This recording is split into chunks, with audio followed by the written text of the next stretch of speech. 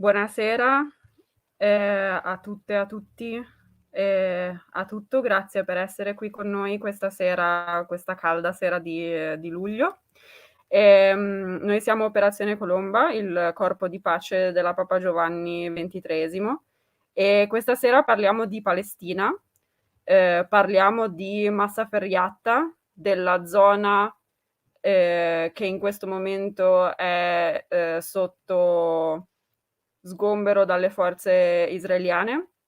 È una zona particolare nelle colline a sud di Hebron, zona C della Cisgiordania, che è sotto controllo civile e militare israeliano, ma dove vivono molti palestinesi. E la zona del Masafer Yatta in questo momento è stata dichiarata già nel 1999, era stata dichiarata firing zone, dove l'esercito israeliano diceva di doversi esercitare. Dopo diverse contestazioni e battaglie, anche a livello, soprattutto a livello legale, il 4 luglio di quest'anno la Corte Suprema israeliana ha dichiarato ufficialmente che non intende far tornare i palestinesi in questa zona e che pertanto stanno già iniziando gli sgomberi di quest'area. E questa sera è con noi per parlarcene e per parlare della resistenza palestinese nelle colline a sud di Hebron, l'attivista palestinese Semi Oreini, a cui vorrei fare qualche domanda e che ha prestato gentilmente il suo tempo per poterci raccontare l'esperienza e la resistenza palestinese nelle colline a sud di Hebron.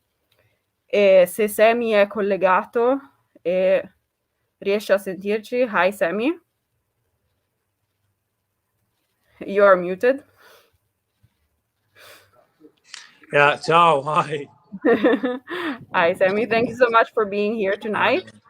And as a first question, I wanted to ask you if you can tell us a little bit about Masafer Yatta, the historical context of Masafer Yatta, and what have the communities faced over the years? Yeah, definitely.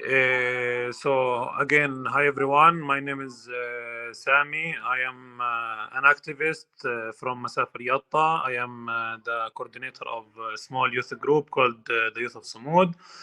About Masafer Yatta, since it is the Israeli government and the Israeli occupation policy against Masafer Yatta area targeted this area with two policies. One of them is the firing zone area, and the other part is the settlements. When we are talking about these two topics, it's like completely two different things, but they are very connected in the crime of ethnically cleansing the Palestinians who are living in Masafer Yatta to kick us out from our land. What is the meaning of the firing zone area? It is like the Israeli military declared the area exactly in Masafer Yatta where our people are living in order to make it a training zone, a military zone to train the Israeli military, in order to have the excuse inside the Israeli law itself to evict us from to have the excuse exactly to evict us from our land. And since the 80s that this area has been suffering a targeting by the occupation policies, like mainly from the firing zone area. Beside that, there is the settlement as well that was established in Masafer Yatta by the beginning of the 80s. They were established on the top of the mountains, on the Palestinian land, connected with a highway that is called 317. The main goal of this settlement and the firing zone, as I said before, in order to kick out and evict all the Palestinians from their land and from their villages, and to annexate all this land to Al-Naqab, to the Negev, and to 48. This is the big goal and the big policy what Israel is trying to implement here in Masafer Yatta. Because here it's like really like Masafer Yatta, it's in the South Hebron Hills, like we are in the very end south of the West Bank. So this is make it a big target in order to annexate it. It's about like really thousands of dunum. We're talking about approximately 30,000 dunums under big threat of confiscation, and the people who are living on this 30 dunums are facing the displacement and the eviction. Especially about the Palestinian life who are living in this area, it's first of all now considered Area C, and additionally to Area C, it's still inside. It's like also in the firing zone area. Usually, as Palestinians, we are living in Area C. We are suffering so much from the Israeli occupation through the practical apartheid regime, the daily apartheid regime against us, which is the Israeli occupation authorities is preventing us even from the access to the water, like access to water, access to electricity, to the roads, to schools, to healthcare. It's all according to the Israeli military law. It's illegal for us as a Palestinian to have access to this main needs for a human being to live. So Israel is prohibiting us from access to any of them, because the big goal of Israel for all Area C in the West Bank to evict all Palestinians from Area C to Area A and B and surround us in a small areas, which is Area A and B, like Ramallah and Bethlehem and Hebron. So they are using all these policies to make our life even harder and harder. From these policies, I say, to make the life hard: no water, no electricity, arrests, raids, home demolition, all of these crimes that we are facing them more or less daily. So to make us in a situation and in an environment of forcible transfer and to go us from our land. But the firing zone is still additionally another issue, because even it's an Area C and usually it's illegal for us to get anything, but still everything in the firing zone is doubled, because even the cars of the Palestinians that are going into this area are facing the threat of the confiscation, the immediate confiscation, the immediate home demolition or tent or confiscation, the chasing of the shepherds from their fields, from their grazing lands, and so on. But according again to Masafer Yatta, because this is what's happening right now. It's like Israel on the 4th of May has issued the decision of evicting 8 villages from the area. It's like a big crime, a big war crime according to the international law. That's what we are facing right now. In the same time, Israel has started taking practical step in this process of the eviction through 2 big campaign and operation of demolishing against the Palestinian houses. We are talking about big area, and widely they are using the military training inside the Palestinian villages, and between them we're talking about the tanks, we're talking about the helicopters, we're talking about the live ammunition. But this is not the first time that Masafer Yatta is facing the threat of the eviction, because in the 1999 Masafer Yatta had being evicted by the Israeli military through with force, through confiscating and transporting the people in the military trucks and throwing them outside of this area. People were back with it in the temporary decision in the 2000 since the 2000 until this May. We had this process going on, and again the decision was the same. Sorry. Thank you. No, I just wanted to summarize a little bit for the public in Italian. Quindi praticamente quello che sta dicendo Semi, questo è un processo che va avanti dal 1999 ed è parte delle politiche di Israele di annessione del territorio della West Bank e della Cisgiordania, perché la zona della Cisgiordania, ci scusiamo con chi già sa tutte queste cose, facciamo un piccolo ripassino, è divisa in 3 zone, zona A, zona B e zona C. Come dicevo prima, la zona C è stata dichiarata dopo gli accordi di Oslo sotto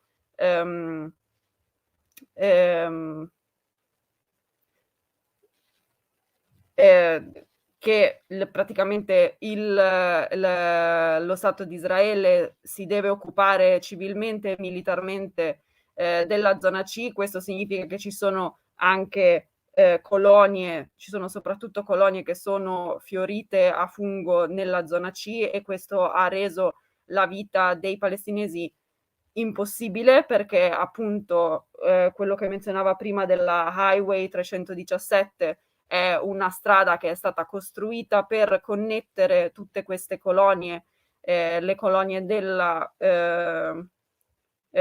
West Bank, nelle colline a sud di Hebron, che può essere percorsa solo da targhe israeliane, quindi i palestinesi non ci possono andare.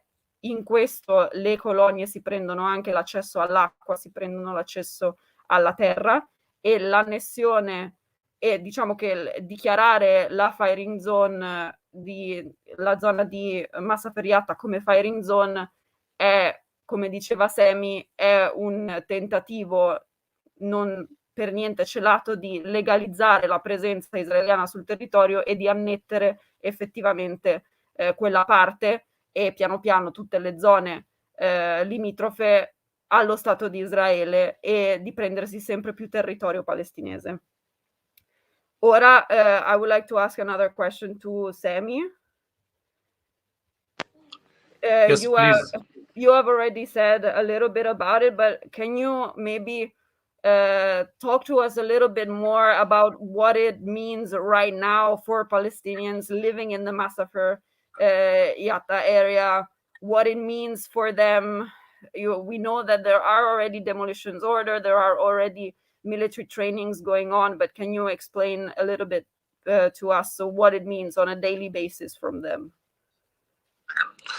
Yes, definitely, because like just really I want to share like the last and the latest updates from Masafer Yatta and what we are living right now. Like today, during the Israeli military training, because I mentioned before, there is the live ammunition that Israeli soldiers are using during this military training. Like today, the bullets start to arrive to the walls and to the roofs of the houses of the Palestinian houses. This is like very dangerous situation where our people are like facing like the threat of killing by the Israeli military during this training. We are talking about explosions that we saw yesterday in the villages of Masafer Yatta that the Israeli military are using in Masafer Yatta. We are talking about Monday. We had like again another operation of demolishing in the area, which was the demolishing of 2 houses and 1 water well.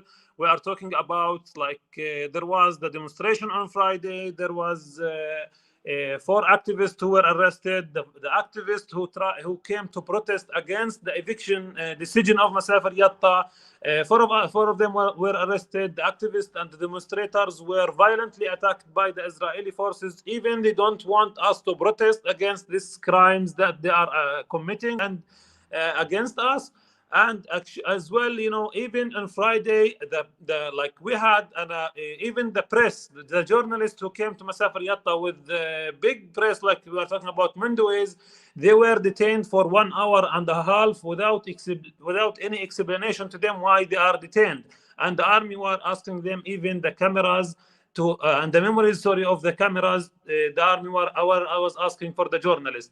We are talking about like all kind of life now in Masafer Yatta is facing big threats, because we are talking about even dozens of cars has been confiscated since the beginning and since the decision was issued under the excuse of the firing zone.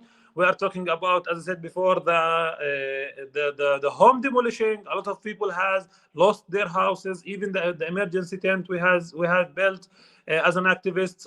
Again, the army came, demolished them, confiscated them. We are talking about the flying checkpoints that are spreaded between the villages, destroying the freedom of the movement between all the villages, detaining people, as happened to me as well 1 week ago in our way to go to demonstrate against this dangerous military training in Masafer Yatta. I was detained for 8 hours. My car has been confiscated. We are in a big daily suffering right now and in a dangerous situation where Israel is completely doing all the practical steps on the ground here to make the life even harder and harder to reach their goal to ethnically cleanse us from our land and evict us out from our land. Esatto, quello che sta dicendo adesso Semi è praticamente quello che sta succedendo è che i militari israeliani hanno iniziato già le esercitazioni con munizioni vive, carri armati, sono entrati nella zona e stanno targetizzando la popolazione, soprattutto gli attivisti. Parlava appunto, lui è stato arrestato poco tempo fa, la sua macchina è stata confiscata, ci sono già stati ordini di demolizioni di pozzi, di strutture, di case e questo è quello che la gente della zona vive tutti i giorni, è un processo che è iniziato già tempo fa e soprattutto è una politica mirata per, lui parla di ethnically cleansing, quindi di genocidio della popolazione, effettivamente. Quindi, another question for Semi.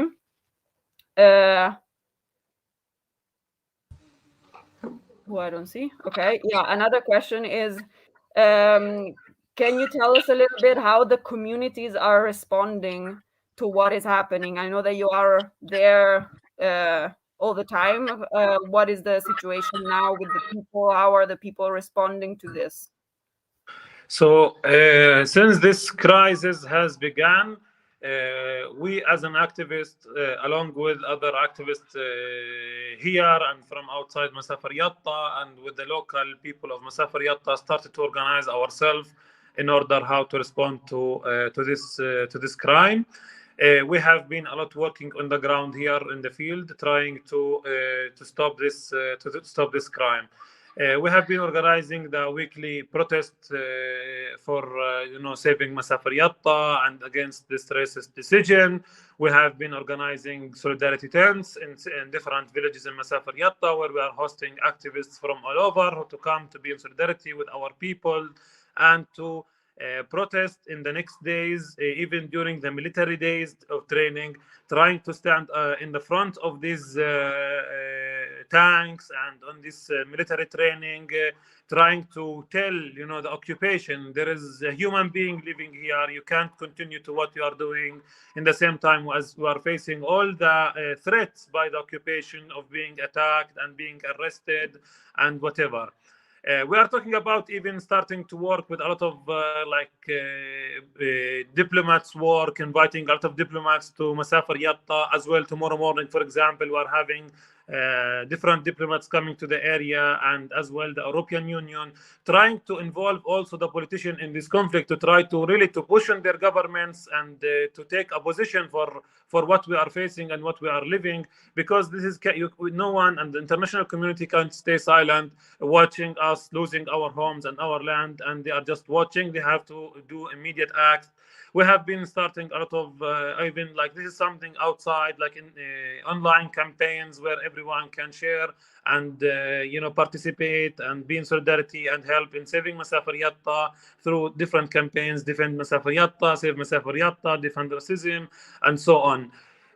I'm talking about even like there's a lot of several other plans on the ground, from like even holding some big meetings and conferences in Masafer Yatta, inviting all Palestinians from all over to be present in this place and to act and to protest for Masafer Yatta. There is a lot of steps as well, like preparing and plan B. What if like this crime of eviction will happen in all the sense of the word? What would be our plan, and so on. We started, we are starting soon with the restoration of the caves so the caves, like this is how our people used to live since decades in this land, through living inside the caves. So now like through the developing of the life, then they build the houses and so on. But now it's time to make the cave and they prepare them to be ready, so the people will go back there to face all the threat of the eviction. So they will have plan B where the people can stay at and stay inside. Ok. Brevemente, appunto, quello che stanno facendo adesso gli attivisti sul campo e la popolazione civile palestinese è di organizzarsi. Se mi parlava appunto di proteste settimanali che stanno avvenendo, una grande mobilitazione anche online con diversi hashtag che sono partiti come appunto Save Masafer Yatta, però vogliono lavorare anche in modo più politico con diplomatici, invitare diplomatici che vengano, che parlino di quello che vedono e che insomma ci sia un movimento più politico e di campagne anche online di mobilitazione. Speaking of, posso avere un attimo Semi? Certo, ok. Speaking of you mentioned the caves and restoring the caves. You mentioned it at the beginning of Youth of Sumud. Can you tell us a bit about Youth of Sumud and your group and how it started and what it's doing right now? Yeah, definitely. Our group is called Youth of Sumud. Youth of Sumud was established in 2017. We are really small group activists. Some of us even from villages in the south and Masafer Yatta like Toba, Mufaggara, etc. Our group has started in the restoration of the caves. We started our work in an evicted Palestinian village, which is called Sarura. Sarura is a village that faced the eviction by the occupation from settler violence and army night raids. So our idea was to go back to this evicted village, to leave the village, to rehabilitate the cave of the village, to live inside it in order to destroy all the occupation plans from taking over the land of this village. Sarura is like far from the outpost of Habat Ma'un, about 500 meters, which is facing a big threat of confiscation and stealing. We believe very well our presence there is very important in order, as I said, to break the settlements plans from taking the land over the land of the village. So we have a good experience in restoration of the caves, and we have spent some years in that in those caves. So Masafer Yatta in general, it's full of caves. We're talking about around 250 caves exist in the 30,000 dunums that I mentioned before. So it's like a huge amount of heritage, of lifestyle our people used to live inside, and it's our role to really to protect this style and keep it alive. But other families, like for example, because the families got bigger, so they had to build the houses and to go out from the caves and so on for also several and other reasons. By the way, that's how our group started even from the caves. The Youth of Sumud, and moved on in the field of the struggle from the caves, from the protests, from the company, from the supporting the farmers, launching campaigns in Palestine like Faz'a, Dafa, and others, and so on. Especially we believe it's very important the role of the youth that should be involved a lot in the struggle against the occupation. So that's why we call ourselves the Youth of Sumud, the youth of the resistance and the steadfastness and the Sumud in here in Masafer Yatta. Thank you very much. Ok, piccolo riassunto, appunto, Youth of Sumud, che vuol dire i giovani della resistenza, è un progetto di resistenza partito da questo gruppo di giovani attivisti palestinesi nel 2017 che ha pensato di tornare nelle grotte che ci sono in abbondanza nella zona di Masafer Yatta, in particolare in Sarura, che è una zona molto vicina all'avamposto illegale di Habat Ma'on, appunto avamposto israeliano, e hanno pensato queste grotte erano state evacuate nel 1999 e la popolazione poi aveva smesso di abitarci. Questi ragazzi sono tornati e hanno deciso di riqualificarle e di ritornare a vivere e fare in modo di riportare la propria presenza sul territorio e questo è un loro modo di resistenza. Tra l'altro poco tempo fa è uscito un film, un documentario che si chiama Sarura, The Future is an Unknown Place, che parla appunto di Youth of Sumud e di quello che stanno facendo. Another question for Sami. Yeah, okay. So you mentioned it a little bit, but can you tell us about how are activists targeted? And specifically, we know that you were arrested like last week. It was very recent. And if you can tell us a bit about what happened and what is the situation with activists now on the ground? Yeah. So for us as an activist on the ground, we are facing a lot of threats by the Israeli occupation forces in order to stop us and stop our activism. I has been passing since a while with a long process of a lot of restrictions for my activism, or otherwise I will be back to jail. I am prohibited from, for example, going to demonstration and to protest in any demonstration in Palestine. Otherwise, I will be back to jail. I am prohibited, from being even in a meeting, political meeting that is more than 10 people, which is according to the Israeli military occupation law, consider it a meeting of more than 10 people under a political umbrella. It is illegal. I'm talking about like several restrictions for all of us and targeting us to try to stop our work and our activism. During the case of Masafer Yatta, I was very active in being in the communities, organizing the small protests in front of the military training in Masafer Yatta villages, again, as I said, against the military training. So several times I was threatened by the soldiers that I will be punished, I will be arrested, etc., etc.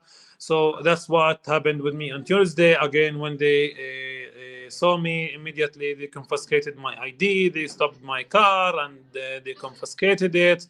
Along with, even other people were detained with me, other activists who were coming with me to go to protest as well. They were detained for 2 hours, but then they were released. But it was clearly that they are targeting me. And then for 8 hours, I was detained in like from 3 to 11 o'clock in the night. Most of the sun of the day was in my head, and was very tough situation. This is all how they are, like, this is one of the way how they are detaining, confiscating in order to stop our movement through the cars, especially even the detention. Luckily I was free. I was not taken to court or to jail or whatever. It's all, in the end of the day, it's all illegal. It's all what we are seeing. It's part of what they are doing to kind of threat us from preventing us to be with our people, to be in solidarity with our people, and so on.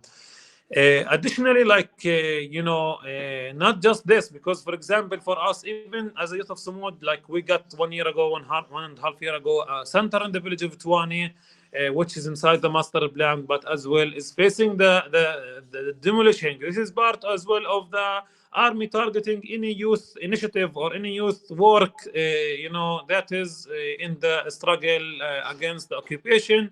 The occupation continue and keeps to target it. Alongside, like, even my colleagues Ali and Hamd Hussein, and also as well, they were several times detained for hours in Masafer Yatta, just for, as well as I said before, to be with the people, just to go and to try to document, to protest, to do anything. We are always facing this threat without even explanation. When I said about myself, I was detained 8 hours, no word of why I am detained, no word of anything. After the 8 hours, after they took my car away, then they give me a paper, and then they release me in the desert, and they told me, go home.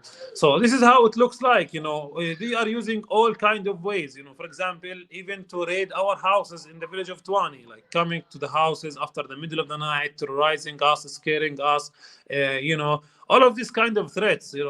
All of this kind of threats are all inside it to simply to scare us and stop our work and our activism. Thank you, Sammy. Quindi praticamente quello che è successo e quello che sta succedendo è stanno targetizzando gli attivisti. Sammy è stato detenuto giovedì scorso per 8 ore senza che nessuno gli dicesse perché era stato detenuto, senza avere nessun tipo di informazione. Gli hanno trattenuto l'ID, hanno confiscato la macchina e poi lo hanno rilasciato nel mezzo del deserto, e al momento lui non potrebbe fare parte, prendere parte a manifestazioni, e non potrebbe neanche prendere parte a riunioni con più di 10 persone, perché queste sono alcune dei modi che Israele ha per impedire l'assembramento di persone che non ritengono essere pericolose. E questo non capita solo a Semi, ma capita a tutti gli attivisti che in questo momento sono nella zona di Masafer Yatta, ed è un problema che c'è sempre stato e che adesso, soprattutto per i giovani palestinesi impegnati nella resistenza, è un problema che succede costantemente e fa parte del modo intimidatorio per fermare il movimento da parte di Israele. Another question for Sami. Palestinians have faced and are still facing forcible evictions and threats. We have seen with Sheikh Jarrah and Silvan and other places in Palestine. How does the resistance in Masafer Yatta relate and connect to the bigger picture of the Palestinian struggle? This is bring us back to the point that we are all Palestinian in all our places, in all our locations. We are all facing the crime by Israel. The crime is the ethnic cleansing of us from our land and from our homes. This is where we are all Palestinians facing this in Sheikh Jarrah, in Masafer Yatta, in Naqab, in all Palestine. So what we are all what we are all as Palestinian, we are all very proud of the spirit of the Palestinians that we are all having, of the connection to the land and the strong connection to the land, and we all believe that our struggle and our existence is a big resistance in our places, in our location where we are all. And what is also very important, like when the Sheikh Jarrah situation raised up, all Palestinians started to protest, and who can go to Sheikh Jarrah, he went to Sheikh Jarrah. Who can't, he continued to struggle to support Sheikh Jarrah from his place. He started to support Sheikh Jarrah in all the ways, in the media and wherever. As well, this is when Masafer Yatta crisis has been raised up. As well, Masafer Yatta, all the people started to come from all over to join the struggle in Masafer Yatta, to share and to talk about Masafer Yatta. Muhammad al-Kurd from Sheikh Jarrah has been a lot supporting the case of Masafer Yatta, especially in the social media, sharing, posting, and raising awareness and sharing the campaigns and etc. etc. Beside with all of this spirit of the unity, that we are all facing the same occupation, in all our location, in all our different location, we are really facing the threat of the ethnic cleansing and the eviction from our land and from our homes. Thank you, Sammy. Quello che Sammy dice appunto è che questo dimostra solo il fatto che sono tutti uniti nel fatto di essere palestinesi, orgogliosi della loro storia e della loro cultura, della loro gente, e quello che succede a Masafer Yatta è quello che succede in tutta la Palestina, ed è una pulizia etnica e il tentativo di cancellare la loro storia e di cancellarli fisicamente dal territorio. Però Sheikh Jarrah, anche quando è partito il sollevamento popolare, c'è stato una grande è stato condiviso da tutta la Palestina, da tutti i palestinesi. Chi poteva andare è andato, chi poteva condividere cose online l'ha fatto, e così quello che succede a Masafer Yatta c'è unione, perché tutti i palestinesi soffrono della stessa dello stesso crimine di Israele, che è il tentativo di pulizia etnica. One last question for Sammy. One last question is what do the people of Masafer Yatta ask, or they would ask to the international community? So what can we do? As people of Masafer Yatta, we are calling everyone in his place, in his location, to try to act to help to save Masafer Yatta in the dangerous and situation Masafer Yatta is going through right now. As I said before, we are in a real danger threat of losing our homes, losing our land. And this is the moment that we ask everyone his position. Please don't, continue to talk and share and speak and raise up the voice of the people of Masafer Yatta. Keep always following the updates from Masafer Yatta. Share the campaigns, sign the petitions, talk to your politician, organize meetings, make organize event, talk to politicians. Your government should act. We as Palestinian part of this international community, the international community shouldn't stay silent for watching Israel doing all these crimes and not do anything. This is a big shame from the international community of seeing us losing our homes and our land, and they are not doing anything at all. This is like, there must be now an immediate acts already should be taken right now.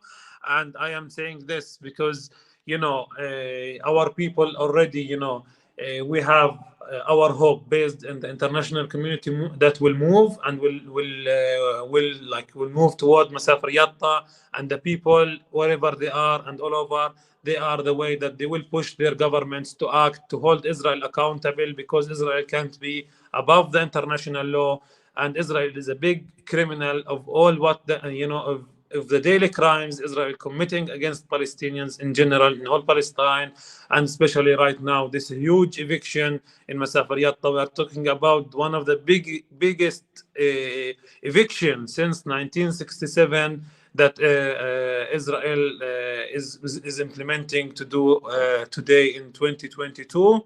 You can do something. You can please share the petitions. You can visit the social media where we are mainly active at, and share all of all of the petitions and the updates about Masafer Yatta.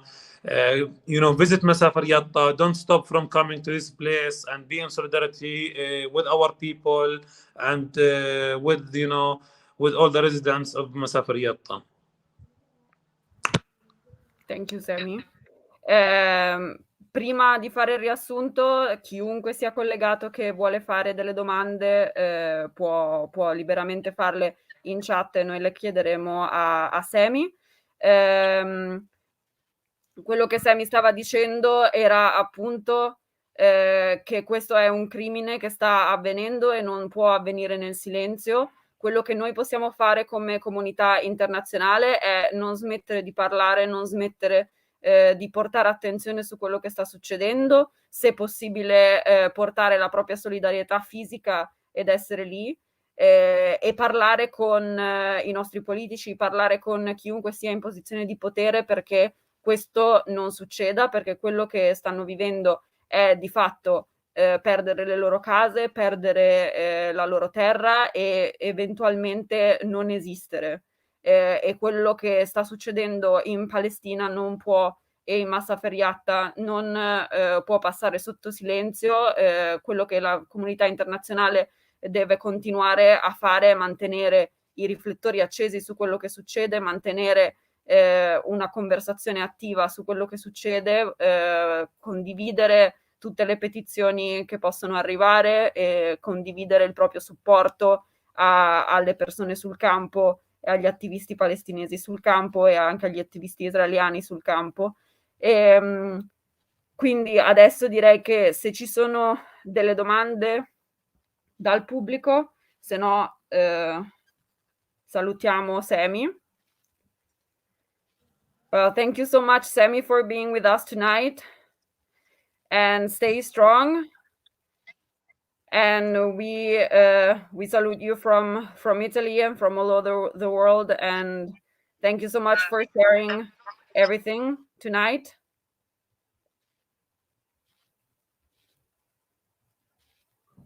E stiamo perdendo Semi un attimo. Purtroppo le connessioni ovviamente non sono delle migliori, però cerchiamo di recuperarlo. Hi, Semi. Can you hear us? Can you repeat? Sorry, my internet cut. No, don't worry. I was just saying thank you so much for tonight. Thank you for sharing the story of Masafer Yatta, and stay strong. And you have the solidarity of everybody at Operazione Colomba and everybody that is listening. Thank you very much. I'm really happy to be in this Zoom tonight, and thank you all for being here and come and to hear me and to hear the message of the people of Masafer Yatta. And I appreciate all the efforts Operazione Colomba are doing. And yalla Operazione Colomba, Masafer Yatta as well needs you. Come back. And guys, all of you, thank you again. And inshallah, we see everyone down here very soon. Inshallah, yes. Inshallah. Ciao, ciao. Ciao. Grazie.